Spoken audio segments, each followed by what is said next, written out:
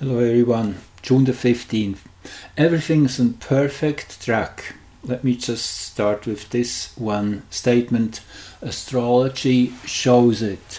As dark as it is right now out there in the world, as difficult, this is a necessary phase to go through, and I will show you how this shows up in astrology, that you can really see it's as above, so below. It's a exact reflection of our world. The more we understand the complexity of astrology, using all these additional bodies newly discovered, which have added on many fine-tune abilities to what's going on in reality. It filled in all the small nooks and corners of colors and all the different characters and energies and archetypes.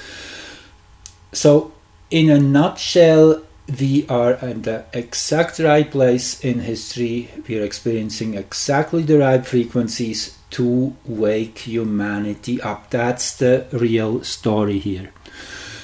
So, we have to go to the very bottom of the well, if you want to compare it that way. Sedna is the character which has been super important again and again in major axes of important charts, turning points. Sedna in the last degrees of Taurus. Here you see her, and this is the chart for the last of 3 conjunctions Mercury had with Sedna in the last 30 days or so, because of Mercury's retrogression, and for that coming across certain degrees for 3 times. This is always kind of setting the pace, setting the theme for 4 months to come. So this is really what we are looking at. May, June, July, August, these are the core months of this conflict, where we really go down to bottom, where everything will probably fall apart, appear to do so at least.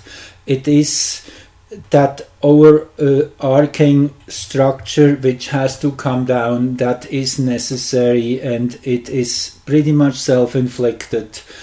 These dark forces are under in self-destruct. That's really what we are seeing happening, and naturally it's very similar to the war in Ukraine, which is pretty much just a most visible fractal of the whole thing. It's the population which is coming in between, as we know from multiple sources and witness accounts, that the Ukrainian army is using their population as human shields. That's pretty much going on all levels. This is just a fractal of the whole. Think of all the people having been chapped. The same story here. And then now the intentionally generated food shortages, which are definitely now visible, should be visible by everyone. I mean, we now have over 50 food industry factories and distribution centers having been destroyed in the last few months. If this is not a sign, there's definitely way beyond the odds that this could happen naturally. And then add to that the shootings in the United States again, which are definitely inflicted by the secret services, as has been pretty much back to the early school shootings, which actually started around 1999. It was that first one, I forgot, I guess Colombo or something was the school called. You remember it. That had never happened before. These are, as we know, I mean, it's obvious if you have done a little research, MK Ultra and such. These are so-called Manchurian candidates who are programmed to do these evil crimes, and they're not even themselves. They're it's very, very dark. So Sedna ties into all of that. Sedna is a deep space diver. Just show you here the diagram. These are actually when Sedna entered Taurus. Sedna is very slow, but let me go back first to the diagram I want to show you.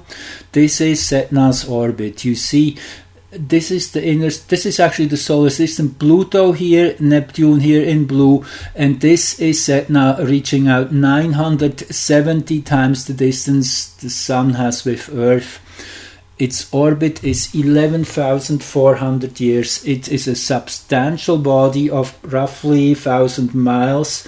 It's definitely the largest one so far discovered of such extreme orbit.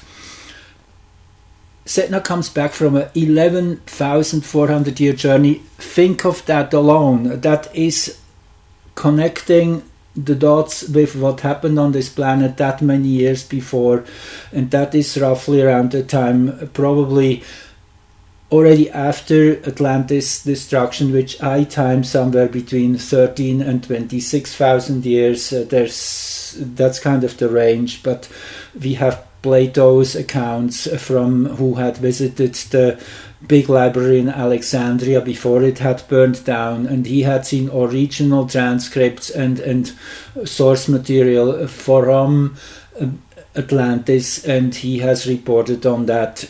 That's pretty much the only credible source we have of Atlantis, and I guess that's a big one. Plato is a major scholar, a major philosopher, very important on many levels, very respected in the academic world.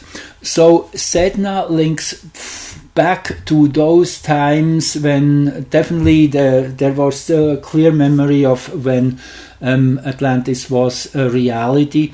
That is when Sedna was last here close to Earth. As I say, that is the time span we're looking at. So Sedna is bringing back mysteries and secrets from the depth of the cosmos, from interstellar space. And this is the allegory for all the dark secrets and deep unknown realities there are in our psychological world, in our world of history, of psychology on all levels. And so Sedna is definitely in a big way responsible for those shutdowns, isolations. This is the mythology. You see, it's the goddess of the sea, the marine animals in Inuit mythology. First of all, it's from far north, where the climate is extreme, where you're surviving barely on never seeing a blade of grass. Just imagine that. This is an extreme place to start with, and then she is related to the mammals. She's mute in that sense, as you are when you're below water. You cannot speak. It's all telepathic, and it is also that enormous mysteries. Scientists say there's more mysteries hidden in the deep oceans than there are out in outer space at this point. We have not yet fully understood what else is hiding down there, and this is just kind of starting to show the intensity we're in. And in Taurus, Sedna is now since 1965-68. That was over 3-4 years. You see there's multiple stations. These are when Sedna was stationary, either farthest ahead in a year or farthest behind us. slow planets are kind of making that wave-like movement because of Earth's positionings changing around the Sun. That makes the planet appear moving forward and backward because it is too slow. So anyway, this is since 1968, and it is just now we are in the final years of the Taurus transits. You see this goes on, and here we are now. This is where we are roughly. We are here in the year 2022. By end of August, Sedna will have its last station turning direct in the sign Taurus. So this is a culmination of sorts we are experiencing. And then by 2023 we will see Sedna entering Gemini for the first time, circling back, and then for good staying in Gemini for many, many years to come from 2024 on. This is a major shift in reality we are experiencing here.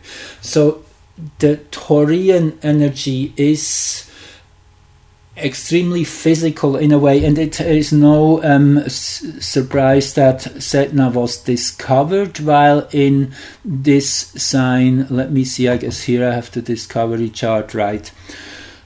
So that was in November 2003, and Sedna here at 17 degrees in Taurus. And guess what? If we go back a few years here now from 2003, back to the time when Sedna had its final entry into Taurus between 65 and 68, as I said, that was the time it was ingressing that sign.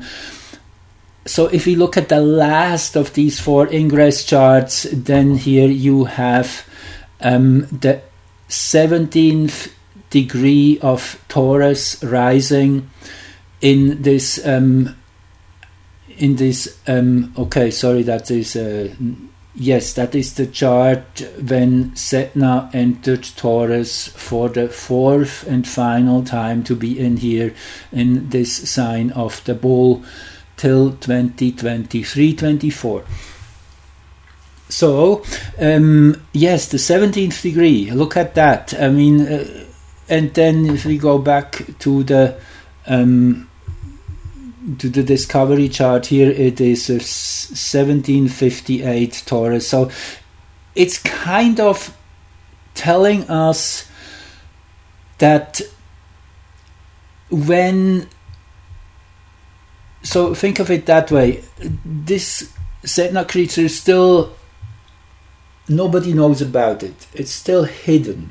And it decides it will show itself when it is touching the ascendant of this ingress chart. Makes total sense. Now I'm appearing. I'm taking on physical form the moment I'm advancing to this degree. This was kind of set in stone already, you could say, in 1968 with its final entry. So there is a plan. That's all I'm showing you here with astrology.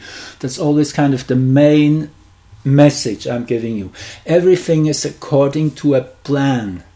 You could say it's an animation, and it probably is quite correct. However, it's an animated animation. So it's not a artificial one, if you get the point. It's alive. However, it's still an animation, which means there is very clear energetic structures and fields which are interacting with each other in very particular ways, which are kind of like guardrails guiding life in a certain direction. It's really similar to a plant. I mean, a plant grows where the sun is. That's the intelligence of the plant. Or a tree is reaching up to the light. In a very, very similar way, we have the freedom to adjust to these energies and express them in the most particular way. So anyway, it's also really powerful here to see the black moon on this final ingress chart, which would set the tone for these 60 years or so, roughly a little less, 55. So let's go back now to where we are. Just that gives you a bit of the framework. So we have here we are. That was the final conjunction Mercury had with Sedna, which really sets the tone. I mean, yeah, we have now the Bitcoin crash, we have the stock market crash. Pretty much, it's now clear that the stock market, the American stock market, is in a bearish phase, in a bear cycle. That many weeks are counted, and when this line is crossed, that's now clear. So everybody, all investors now think that this will continue, that this was what a bear cycle is, that prices will go lower and lower, interest rates will go higher and higher, inflation will go higher and higher. We're at an extreme point where everything seems to fall apart, and that's what we have been preparing for. You know that, I know that, and many, many more people are coming to know that. And that's really the deeper intention of the whole thing, which is allowed to happen. There's lots going on. I mean, everybody is involved in their own way in this psychological thriller. We're all main players of each in our own lives, in our own way. So it is going deep down to these Sedna archives. Sedna, by the way, look at the last three letters, DNA. There is something very archaic hiding here. Even just in that, we are really linking into the matrix, into the structural form this whole reality is built on. That's how deep it goes. The moon here, when Mercury had its last connection with Sedna, which really is the moment when Mercury was picking up on that Sedna frequency and now bringing it into this 4-month cycle. Sedna was the last planet Mercury has met and will be the case for a long time. You see, Sedna is now, Mercury is now here traveling, and it will naturally eventually take over the Sun in about 6 weeks' time, and then also cross over the black moon, really bringing even more focus to that shadow energy, which will be an interesting time to start with, which probably is around the time when people really will start waking up in masses. So it's kind of, we have planted the let me just do one thing here. I just want to make an actual chart here, show you in a dynamic sequence when Mercury will be with the black moon. Just thought this would be interesting as we are speaking of the masses waking up. So a little farther. Here we go. No, we're already too far. Okay, now let's go step by step. So you see it's around early July, which is not far away. That's another few weeks. When then Mercury will be linking up with the black moon. Before that, we have a whole bunch of more difficult aspects too, and the Sun will be close to the black moon. This is usually a time of major diving into the deep in our own way, embracing the collective shadow in that sense. The black moon, by the way, is the place where the moon is farthest away from Earth. So it is like the deepest trench in the ocean where all the unprocessed and things we don't want to see, not want to touch, where these things get pushed to. And it is again no surprise when we go back to the discovery chart of Sedna that we have this black moon right here at the ascendant.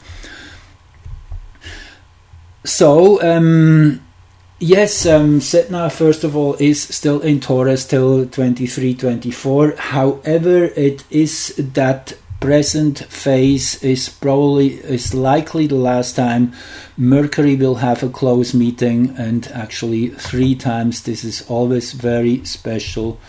Here we are again. So what does this chart show? First of all, I mean, the moon is in opposition here to Sedna. I mean, this in itself, in an applying opposition. The moon is also pretty much exactly opposing Algol at 26 in Taurus. Algol, the dark eye, the evil eye of Hydra, of the multi-headed monster, which is a very difficult star in that sense to integrate, connected to all kinds of abuse, and really exactly the energy Sedna is also carrying: neglect, abuse, and its transcendence, its redemption. In that sense, that's what these planets are really there for. They bring it into our conscious field and allow us to process, allow us to heal everything. Every last bit has to be healed. That is important. And once the balances are being cleared, then the real change will happen. But this is still building up. July, August will be difficult months, and we better are ready for bracing ourselves against lots of inflictions, exactly again like happening in the Ukraine. In a very literal way, it happens everywhere and in every personal story, so to say. So the more we know that, the more we also can handle this energy and understand it. Understanding it brings light into it. It helps us to embrace the situation, know that this too will pass. Everything will pass. Now, the beautiful thing in this chart here is this Venus-Uranus conjunction at the 7th house cusp. This is really the saving grace. And that's where we should focus. So Uranus is about renewal, rebirth. And if we go back to the chart when the Sun was conjunct the galactic center in December 2018, you see, already then I said it. You can go back to my recordings. I mean, I know I said it. I must have said it. Uranus high up here. This is speaking for a revolutionary year, for a year without any... you cannot compare it to any other year. It's an exceptional year, we will see, and we already know that. It is highly unusual what's going on right now. Never happened before. We're in totally uncharted territory. But the good news is it's the Virgo subnode of Taurus, which is all about excellence and care and perfection. So everything is on perfect track, particularly as also AW197 and Pherois are here in Virgo now, having a conjunction even this whole year as we go back to where we are right now. You see, if we, and here you have that degree actually right in midheaven, Pherois and AW197, which is the biggest orbiter Kuiper belt object so far, which hasn't been named in a long time. AW197, as the year number says, was discovered in 2002. That's 20 years now and still hasn't received a name. This in itself is really special, as bigger bodies usually within a few years are receiving names by the astronomical society, which rules over these name-giving processes. So AW197 is about stealth. Very simple. That's why it has not been named. It makes total sense. Stealth and stratagem. It's the art of war, of approaching from a blind angle, if you want. And then there's Pherois, which is a powerful member of the Centaur family, which are those smaller planets which are connecting big planets' energies with each other. Chiron is the archetype of it, connecting Uranus, Saturn, discovered in 1977. So since many of these centaurs have been found, Pherois is one of them. Pherois kind of connects between Jupiter and Saturn. That's kind of the range of its orb, has about a 35-year orbit around the Sun. Anyway, Pherois has been found being related to a bear's fierceness, protecting its cubs. It is that energy of protection, of giving shelter, of standing up for the weak, and the kids, nature, women, all the values which have to be fought for. And naturally it's the mother's instinct which is the strongest impulse of that energy. That's why it's the symbol of Pherois. So Pherois here coming in a total stealth mode in early Virgo, which is an extremely rich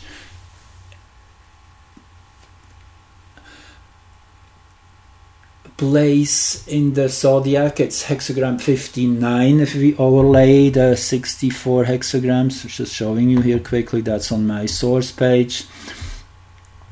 The Cosmos Within, which I still have as a website. So here I published that many years ago. That's according to the human design system. Here we see 59 dispersion between 00730 and 545 in Virgo. 59 dispersion. This is when the wind over the water is evaporating the water. The wind is evaporating the water. Get that image. It's kind of something very mystical. It is truly a transformation from a more denser medium, water, into a more ethereal, spiritual. So this is a powerful segment of the zodiac, and then it gets into the hexagram 40, which is deliverance or redemption, and that is where we see the midheaven here of this third Mercury Sedna conjunction. So yes, this is the focus of what's possible, what the deeper seed is, and that Venus here in Taurus, it is the love for life, it is the love for the adventure, it is music in your ears. That's what Venus and Uranus are representing.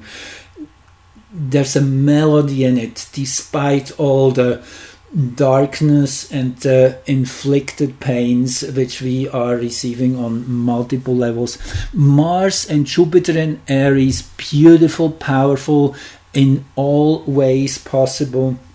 Naturally, also the dark energies are nourished by these energies in their own way. That's how it goes till the final moment when the harvester comes in and with the scythe cuts everything down. Up to that point, the growth continues, each in its own and intensity.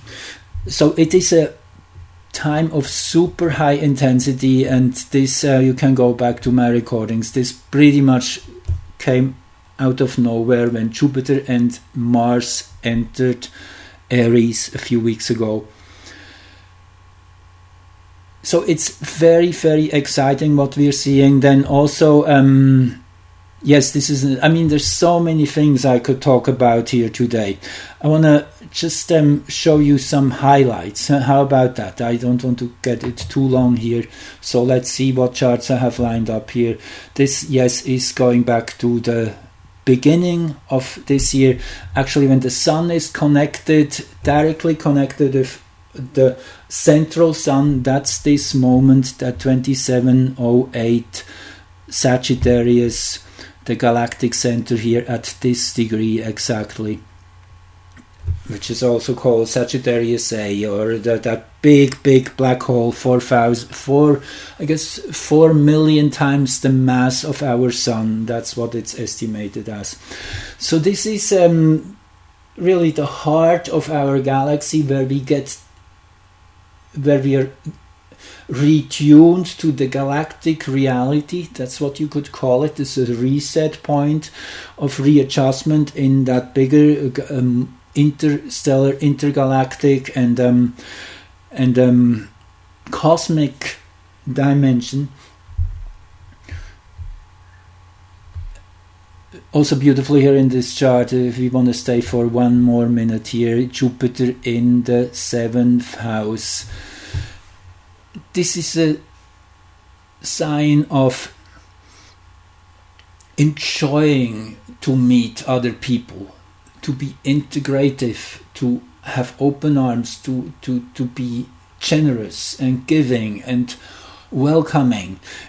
In Aquarius, yes, very beautiful. It is that Uranian undertone again of something unprecedented, something super exciting, very colorful, and naturally again if we look at the other side, how it expresses with all the queer and the LGBTQ and you name it. Just want to mention, also fitting into this theme, what is a woman? Many of you probably are aware of this new documentary, brilliantly done by Matt Walsh. It's on Rumble, I guess, for those who have not seen it yet. It's definitely a sign of times, to say the least. Also very much representing that Jupiter and Uranus here, of getting it all out into the open, being exposed. Everybody has to know about all these things. That's how we grow, and that's truly what this Mercury is about. And I have to go back to this chart because it really is the epitaph, if you want, or the epitome, if probably the better word, the right word, and the epitome of what's going on right now. And Mercury, yes, was here in the final degree of Taurus again. That culmination of Taurian frequencies, Taurus being the sign of matter, manifest body, physical expression. So it is about getting a grip on reality, very much on that very dark and difficult reality Sedna brings to light. And then just a day later, we had the new moon here, the full moon in Sagittarius. Here we are, you see. That is just a couple days ago. And Mercury now in the 1st degree of Gemini, still in a very tight conjunction. Here they are, it's just a bit crowded here. So Mercury would be here in the 1st degree and Sedna in the 29th. And then if you go further back, the lunar north node at 22. And so on. That's how you have to read it. You can also stop the video at any time and zoom in on some of the charts which I'm presenting. Interesting, I find that this full moon's axis, if we again go back to the years, that is too many charts as always. So here it is, yes, of December 18, 2021. You see where the moon was here at 23:37 in Gemini. So this just shows that this full moon, we are just now seeing its flowering of its distribution of its energy in these coming 2 weeks. That's what it is. That's why we look at the full moon chart. It is the moment when the fragrance is released, if you want. So 23 37 Gemini, the moon, this was indicative that whenever this degree is activated, this will be a milestone moment in this year's unfoldment, if you like. And if we go back 2337, it was 2325, pretty darn close here. So it just shows that this full moon now is the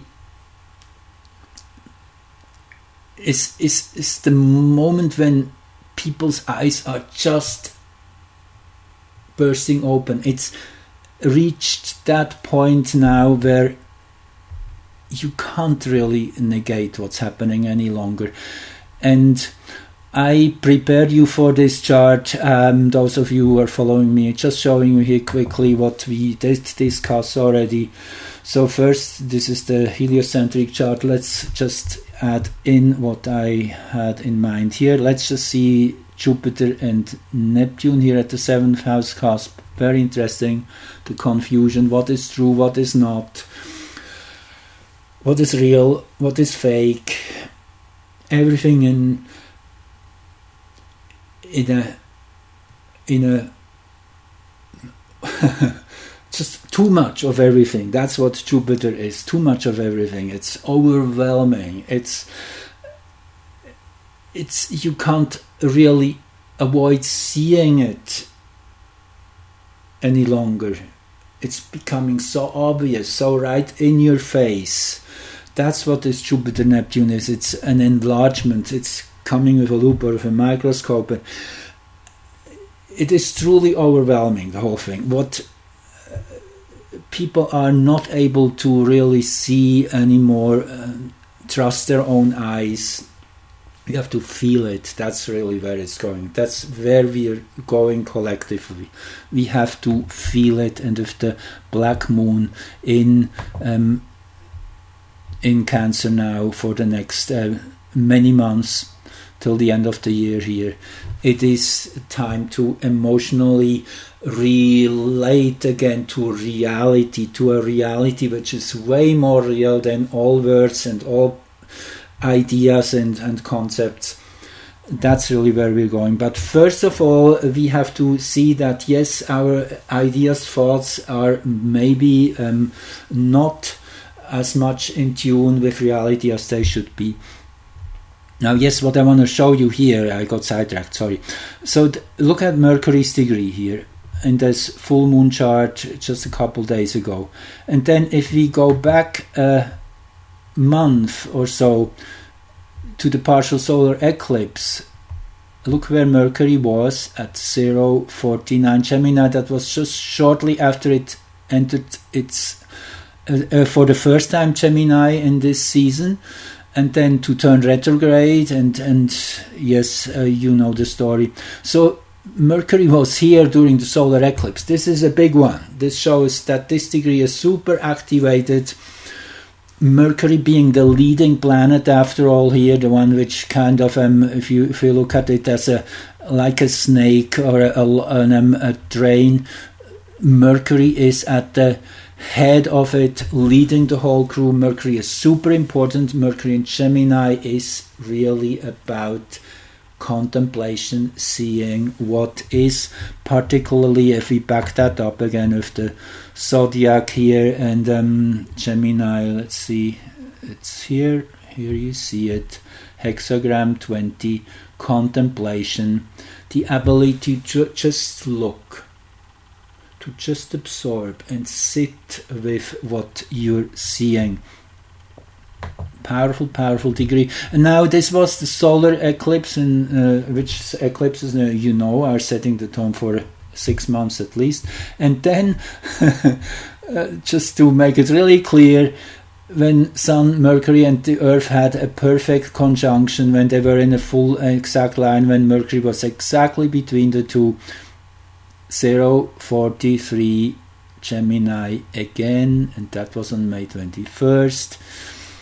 And here we are, and I told you this would be kind of the culmination of a long progression build up now we're at a place where things really are pushed to such extremes where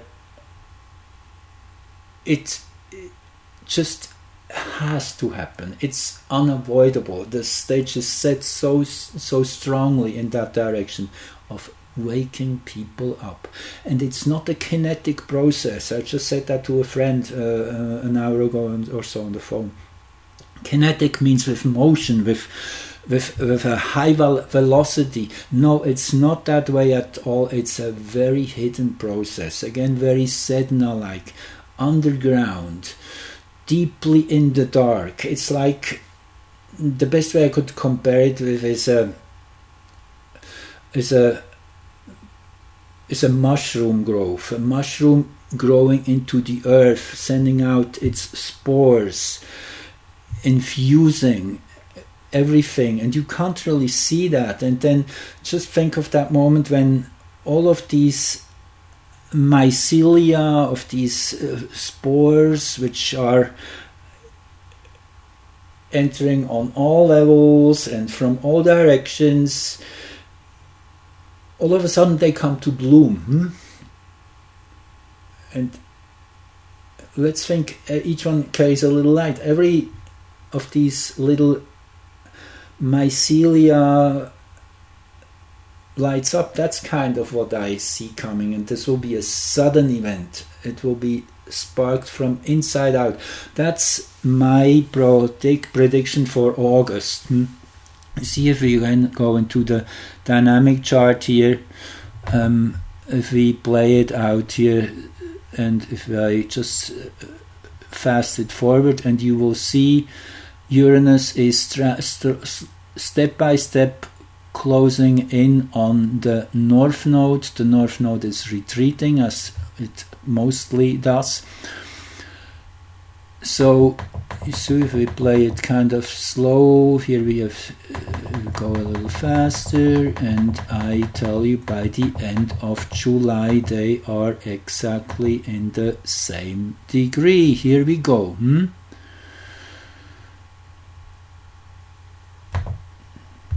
Yes, and on it goes. And for many months to come, they will be in close conjunction still. This is really the highlight of the year. I mean, this was obvious. This was a Uranian year, and it would be clear that when the node, I mean, if you're knowing that much about astrology, you know the nodes are super important. That is where lunar and solar energy meets.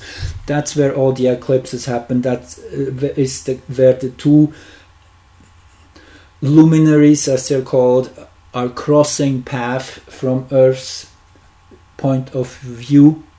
That's where eclipses happen naturally, where the moon gets swallowed by the sun and vice versa, which is a really powerful understanding of how energies integrate into one another, being digested and expressed through the other. So this is the revolution we are seeing on this planet right now, and the central point, yes, is end of July, but this is really just the ignition point for it really to come into the open. So I am super excited, to say the least. It is difficult. We all experience it in our own ways. Let me just roll you back here through a few more charts here. So this is again the heliocentric moment when the moon was full 2 days ago.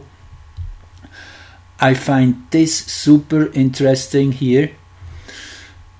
Mercury was in a pretty darn exact conjunction with Vesta in Aquarius, as seen from the Sun. Very important if these inner planets, they shift extremely.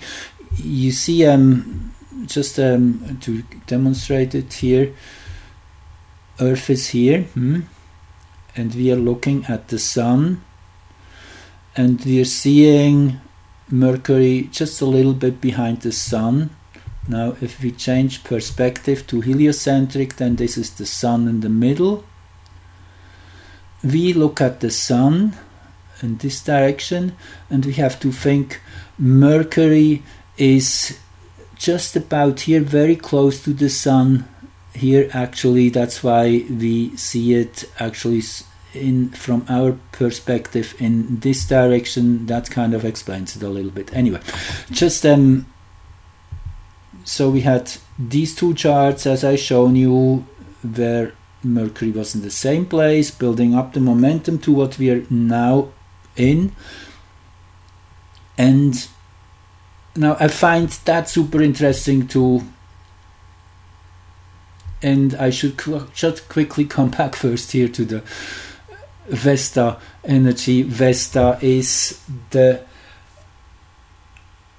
spiritual aspect, the most spiritual aspect of the feminine energy, of offering its life, its flame to the divine, being in service of something immaterial, you could almost say, of something spiritual. It's the energy of worship, of whatever you do, you're in it with your full heart. Or in a negative sense, it is also fanatism, which we can see with Vesta, if it's inverted. And as we know, everything can be inverted. That's actually a good sign for a good comment on our present times. Everything is inverted. You can trust nothing anymore. Everything could be its opposite, has been intentionally turned into. So it is really the only way to truly judge is with your heart. You have to redirect and go here first and sense. That's the only navigating tool which is not leading you astray. So anyway, heliocentric Venus just entered Aries, doubling down on that fire of recreation, of spring energy, bring in the new stuff kind of energy. And yes, Venus here, heliocentric at 0 Aries, that's the moment this chart is cast for. And how about Nessus rising? This is not really what you would like to be there. Nessus is, as we know, the pathological expression of reality. All these queer characters who are only in for damage and pain. It is the inversion of our true nature into usually inflicted by whatever, as we said, MK Ultra and other methods to abuse people, push them into such deep and dark spaces where they are becoming your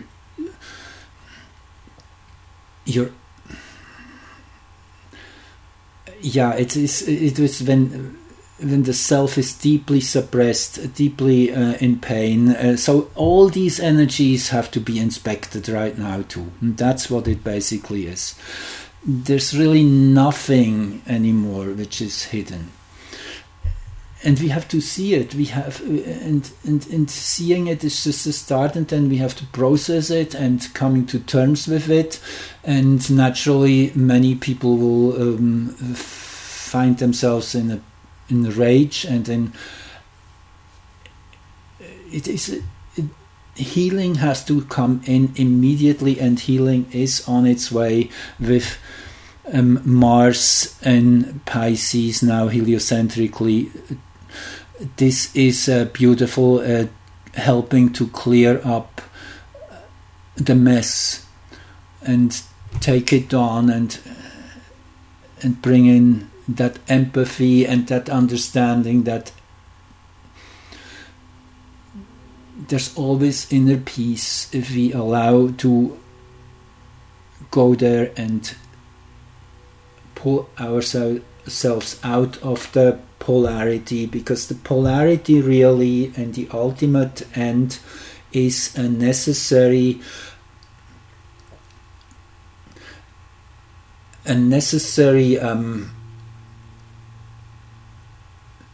difference of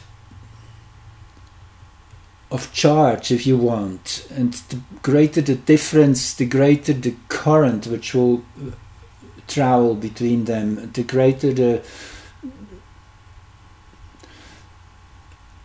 impulse of creation. Anyway, I have to. Okay, just had to take care of something quickly. So here I am. Yes, that was just earlier today, and this is the geocentric chart of that moment. Interesting that it was exactly at midnight, which makes that shift of energy even more important. So Venus in Aries is having a very clear understanding of what its likes are and what its dislikes are. So it is you get really more clear of what you feel to support and what not. The wheat is separating from the chaff, if you want, and you cannot really, with a good, with a good, what's the word here? Support something which is wrong. It's no more possible in a way. That's what Venus in Aries is. You have to get to a clear mind, and even more so as Venus at this moment, when it is entering Aries heliocentrically in conjunction with Pallas, truth, justice are becoming very important words. Pallas is symbolized by the goddess with the blindfold, the scales and the sword. So it's not about appearance, it's really about connecting from a way deeper level, and naturally close to the North Node here. It is what more and more becomes important now, to trust your instinct. That's what it is in a simple way. Also here with Juno and Nessus, which is putting some strain on relationships right now, as we all feel. It's kind of a readjustment, of reassessment, of seeing what is really working for us, what is working against us. That's what it is, an assessment. So there's lots of adjustments, very hard to see from the outsides, which are happening right now in general everywhere through the society. Let's just see, there's this one more chart and then I will stop for now. I found this also super important, how it tunes into the same degrees the full moon were representing. You see, if we go back to, this is the full moon chart for Greenwich, 21:27 versus 23:26, and here we have it. I guess it's this one here. This one here. So anyway, this again shows that this is an important building block of the energy we are now going to see changing its face, its appearance. Now, first of all, these degrees, as we mentioned it, that's hexagram 6 here, conflict, versus 36, darkening of the light, where Neptune is in, where that's why for these present times, these up to 2 years into 24, so it is diving into that deep abyss of mirages, of illusions and reflections on all levels. We have to see it from inside out. That's what it means. That it's like an iridescent bubble. That's what Neptune is, and it's constantly changing and shifting, and you never know what's real and what's not. So it is a very interesting time, very rich in that sense, if you can just be the observer and let it all play out and be the one who takes the records and is integrating it all. And naturally we have that exact square the Sun makes with Neptune and Earth, that T-square here. So what is Hygeia is about health, well-being, about healing, about generating an environment which is good for everything and all. It is also serendipity. In the early degrees of Scorpio, it has just turned back to direct motion when this chart is drawn, which is still a little bit in the future from where we are, but it is a major turning point for the next 4 or 5 months or longer, 7 months probably. Hygeia will move forward. This is the initial kickoff moment, and again, I could say many more things about this chart. The Moon-Pluto conjunction here with Arrokoth, very interesting. It is coming to know things at a very deep level. That is what Arrokoth is about, seeing the bigger picture, seeing the purity of everything, its origin, where it all started. Seeing the bigger picture, yes, Hilonome, about the readiness to take on suffering and go through difficult times in the spirit of service, of love, of being of support. Hilonome sacrificed her life to be with her husband who had been killed on the battlefield. She chose to kill herself just to be with him. That's the kind of sacrifice Hilonome is ready to take on. That's what we are seeing in our present times. So many souls have chosen that path of sacrificing themselves for us to wake up, to wake the fuck up. It is it's a very dynamic on a very deep level, with Pluto, naturally. Pluto, the planet of transformation, rebirth, destruction and rebuilding everything from ground up. Also in its final years, final months actually of a long travel through Capricorn since 2008. So we are at the climax point. I guess there's no question in that, and it's just a matter of how long will it keep going till it really turns. I will tell you, it will be August, likely, when it all will start to become obvious, and that will be a big what's the word here, a big a stone falls from your shoulders when you see that it is finally happening. It's kind of, you're relieved. That's the word I was looking for.